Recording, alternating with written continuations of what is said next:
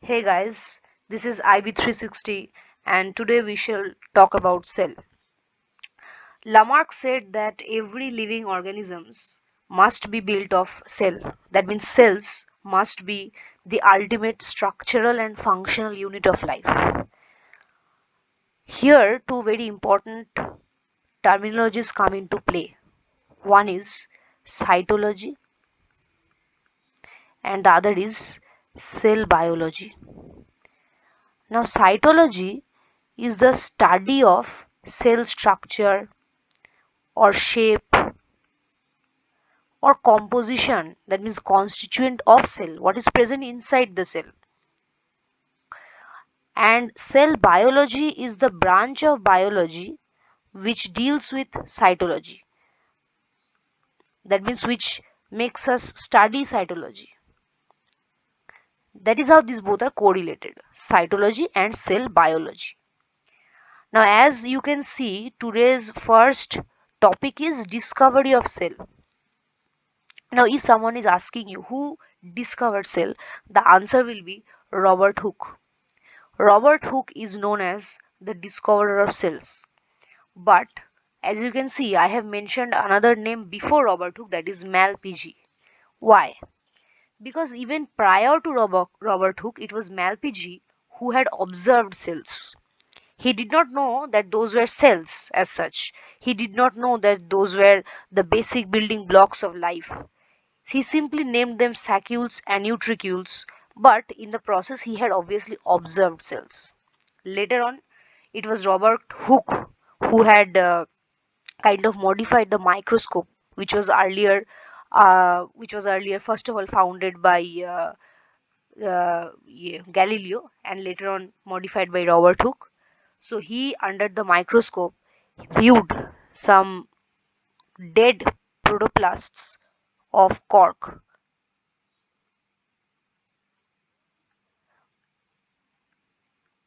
As I've written, that cells of Hooke were cell walls enclosing spaces left by dead protoplasts. So what he called as cells were not actual cells, they were dead cells. And he saw cell walls. And that is why he named them cells. Because if you imagine a cell, suppose a prison cell, or any cell is a compartment, a hollow compartment filled with air and nothing else. But actual cells are not like that. So he imagined the cell walls to be cells, and from that the name cells actually came into existence. Then comes Leeuwenhoek. Leeuwenhoek was the one to observe a living cell. He was the first one to observe a living cell, draw a sketch about it, and also study it in details. So Robert Hooke observed a dead cell, and Leeuwenhoek observed a living cell. Robert Brown discovered nucleus. We all know, very famous. He is a discoverer of nucleus. Now, Dujardin, what he did, Dujardin actually discovered protoplasm, but he coined the term sarcode.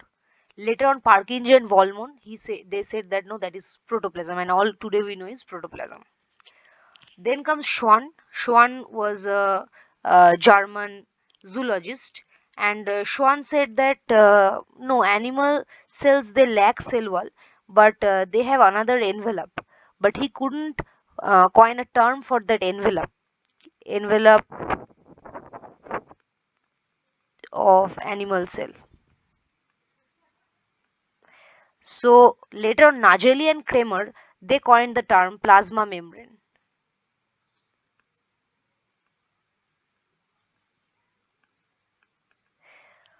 So this is all about the discovery. We have talked about the name of many biologists and scientists.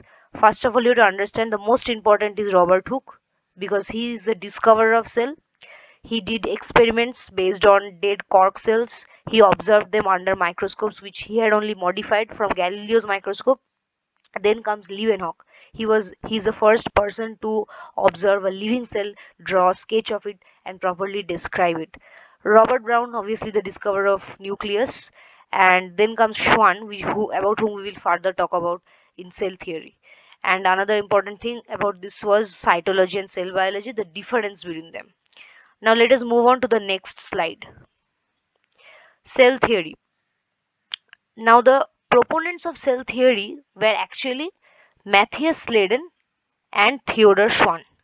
Both were German biologists. Matthias Sladen was a botanist and Theodor Schwann was a zoologist. Matthias Sladen studied plant cells in detail, and he came to the conclusion that all plant cells have similar structure. What similar structure? They have a cell wall, a well defined cell wall, a clear jelly like substance, a transparent substance, which is actually the protoplasm, and obviously a nucleus. Because we know plant cells are eukaryotes, so they will have a well defined nucleus also. All these things he observed, he studied properly, and he mentioned in his theory.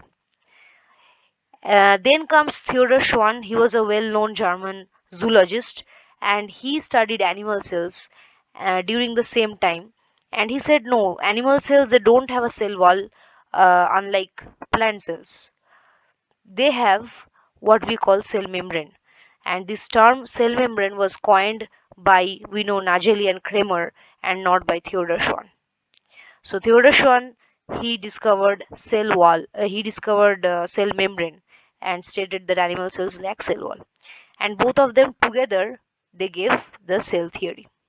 Rudolf Virchow, he added a finishing touch to the cell theory. He added the theory of cell lineage or common ancestry, and he said that cells arise, new cells arise from pre-existing cells. So this is what Rudolf Virchow said. But he is not one of the proponents of cell theory. They both are actually the real proponents of cell theory. They both in 1839 jointly published their paper on cell theory.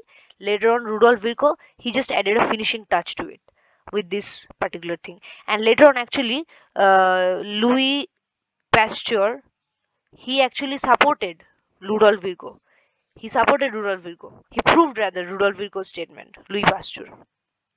So this is all about the cell theory.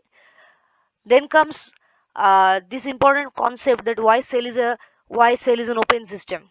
We have studied in physics that there are three types of system: open, closed, and isolated. So open means the system will allow the passage of both matter and energy. Both matter and energy. Closed means it will allow only energy passage but not matter passage. And this will allow none, isolated one. But cell is an open system because if we imagine the cell membrane, it is something like this. It is semi-permeable. If you draw a schematic diagram, it is not the exact diagram but just a schematic one. It will allow, see, it has passageways. We know that cell membrane has transmembrane proteins which can facilitate diffusion across maybe active diffusion or passive diffusion, but it can facilitate diffusion across the membrane. And also we know that the cell membrane, which is a bilayer of phospholipid, through that also matter can enter and go out, even energy also. So cell membrane is allowing the semi permeability of cell membrane, is allowing the cell to be an open system.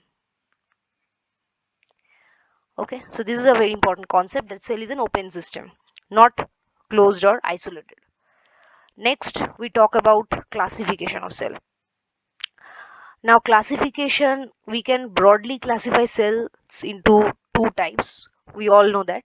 But what is the basis of that classification?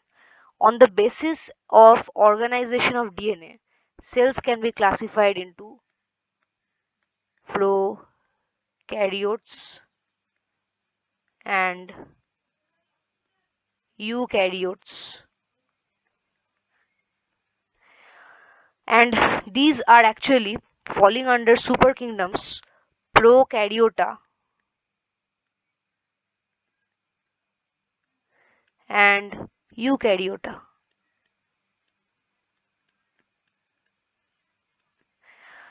In the next class, we will talk about prokaryotes in much more details. Uh, Prokaryotes are mainly bacteria, cyanobacteria, mycoplasma, and PPLO. PPLO are pleuropneumonia-like organisms. And we all know that mycoplasma is the smallest living organisms. So we will talk about them in much more details in the next class.